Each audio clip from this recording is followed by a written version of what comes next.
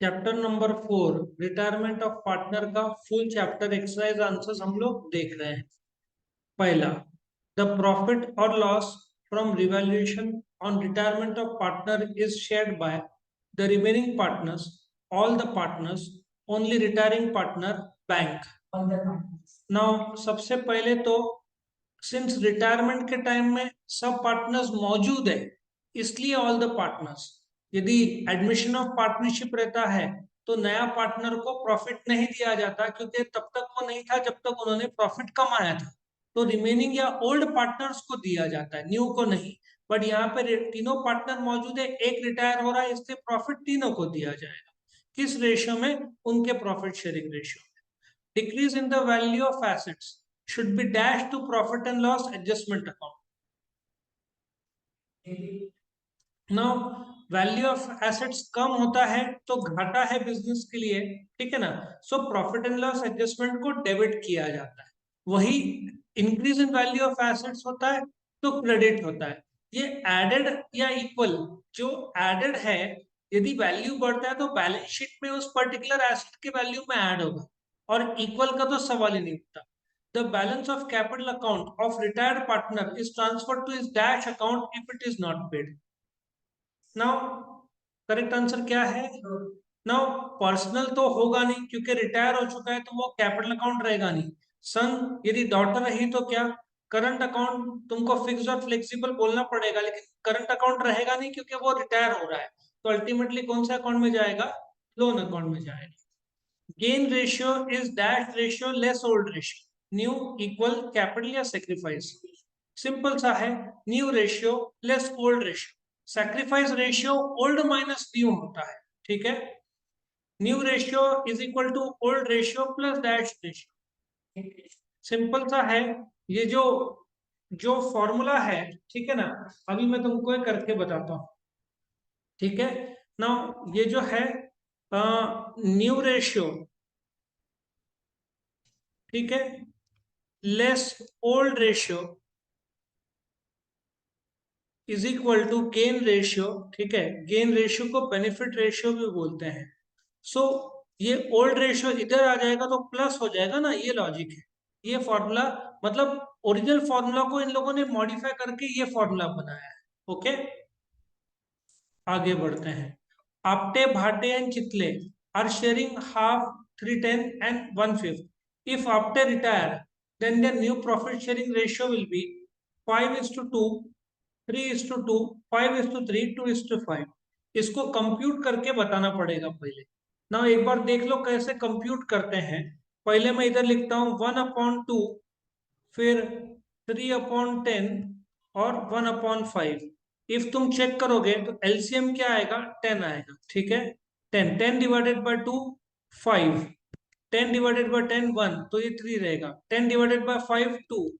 5:3:2, 10 को हटा दो। अब 5:3 में रिटायर कौन हो रहा है? आपटे हो रहा है। ये 5 हटा दो तो बचेगा क्या?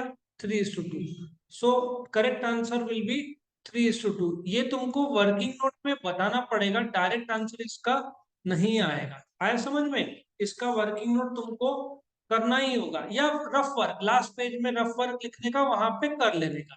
Next, credit balance of profit and loss adjustment account. अभी let us understand this part. So क्या होता है credit balance of profit and loss adjustment account?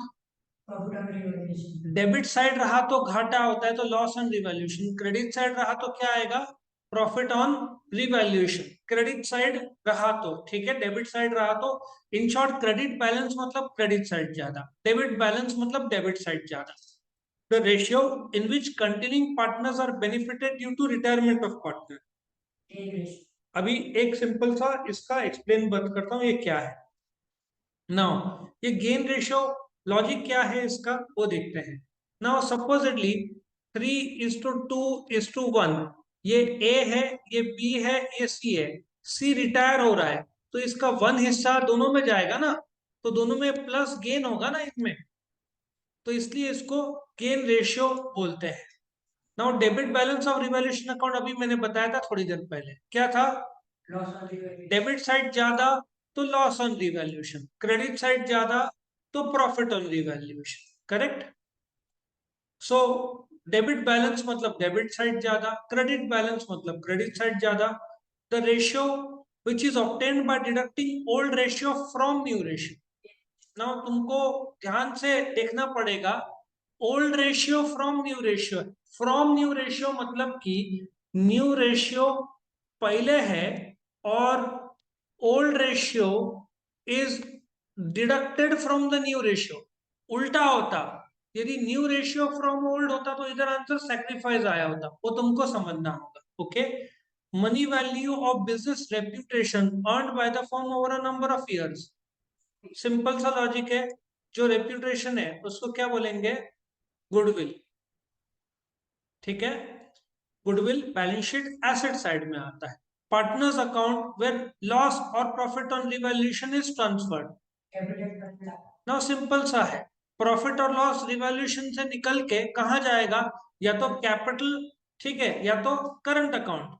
Fluctuating capital method रहेगा तो कैपिटल, फिक्स मेथड रहेगा तो करंट, दोनों में से एक ही अकाउंट में जाएगा क्योंकि अल्टीमेटली पार्टनर के खाते में जाना है। नाउ ट्रू और false, let us understand. Gain ratio means new ratio minus old ratio, अभी थोड़ी देर पहले लिया था। ठीक है, new ratio minus old ratio is true. Old ratio minus new ratio को सैक्रिफाइस रेशियो बोलते हैं। Retiring partners share in profit up to the date of his retirement will be debited to profit and loss suspense account. Now simple सा logic है कि जो retiring partner है, ठीक है, उसने, मैं तुमको एक एग्जांपल देता हूँ। सपोजिटली वो रिटायर होता है जुलाई 1 को, ठीक है, तो अप्रैल से लेकर अप्रैल, मई और जून, ये 3 महीने का प्रॉफिट रिटायरिंग पार्टनर को दिया जाएगा। लेकिन तुम्हारा फाइनल अकाउंट जुलाई को कैसे बन सकता है, इसलिए जो प्रॉफिट है 3 महीने का जो रिटायरिंग पार्टनर को दिया जा रहा है, वो टेम्पररी सस्पेंस अकाउंट में ट्रांसफर करेंगे और फिर बाद में वो proper profit and loss account में ले लेंगे। On retirement of partner, sacrifice ratio is considered. The above statement is false. क्यों? वहां पे क्या कंसिडर होता है, बेनिफिट रेशियो या gain ratio. Retiring partner is also called as an outgoing partner. Simple सा लॉजिक है, incoming partner admission, outgoing retiring. On retirement of partner, remaining partner will share the goodwill in their profit sharing ratio. Now simple सा logic है कि retirement के time में जो ratio use होगा वो होगा gain ratio use. Retiring partner is not entitled to share in general reserve and accumulated profit. क्यों नहीं भाई, रिटायरिंग पार्टनर को क्यों ना दिया जाए? रिटायरिंग पार्टनर जिस तारीख को रिटायर हो रहा है उस तारीख तक सारा का सारा प्रॉफिट या रिजर्व उसको मिलने का हक है। हाँ, रिटायरमेंट के बाद में रिमेनिंग पार्टनर को मिलेगा, पर रिटायरमेंट टाइम तक जो भी पार्टनरशिप फर्म के पास रिजर्व या प्रॉफिट है वो उनको जाए। Next, fill in the blanks and rewrite the sentence. New profit less dash is gain ratio. कितने बार आया ये? New profit less old ratio is gain ratio. ठीक है, कितने बार ये आया है एग्जाम में, बहुत इंपॉर्टेंट है। Retiring partner share of goodwill is dash to remaining partners capital account. अभी retiring partner share of goodwill क्या किया जाएगा, एग्जिस्टिंग पार्टनर को उसका डेबिट किया जाएगा, क्योंकि उनको गेन हो रहा है तो उसका जो शेयर है रिटायरिंग पार्टनर को क्रेडिट और, ठीक है ना, और रिमेनिंग पार्टनर को डेबिट किया जाता है। Revaluation account is also known as, उसका एक और नाम क्या है, profit and loss adjustment account. Correct, उसको एक और नाम क्या बोलते हैं, profit and loss adjustment account बोलते हैं, इसको रिवैल्यूएशन अकाउंट को। ठीक है, on retirement the balance at current account of partner is transferred to his. Common sense है भाई, करंट बंद करके कैपिटल में चला जाएगा। A proportion in which the continuing partners get the share of retiring partner is known as, क्या ratio होगा वो, गेन रेशियो होगा। Next, what is meant by retirement of a partner? Retirement of a partner means जब एक partner या तो उम्र हो गई है या दूसरे किसी कारण अपना पार्टनरशिप छोड़ रहा है तो उसको रिटायरमेंट बोलते हैं। बेनिफिट रेशियो, जब एक पार्टनर रिटायर होता है तो उसका हिस्सा रिमेनिंग पार्टनर को जाता है, उसको बेनिफिट रेशियो बोलते हैं। न्यू रेशियो इसलिए बनता है कि रिटायरिंग पार्टनर जब रिटायर होता है उसका प्रॉफिट रेशियो खत्म हो जाता है, तो बाकी का प्रॉफिट शेयरिंग रेशियो में बदलाव आएगा, उसको न्यू रेशियो बोलते हैं। How is amount due to retiring partner settled? तीन प्रकार से, पूरा कैश दो, या पूरा लोन में ट्रांसफर करो, या आधा कैश आधा लोन।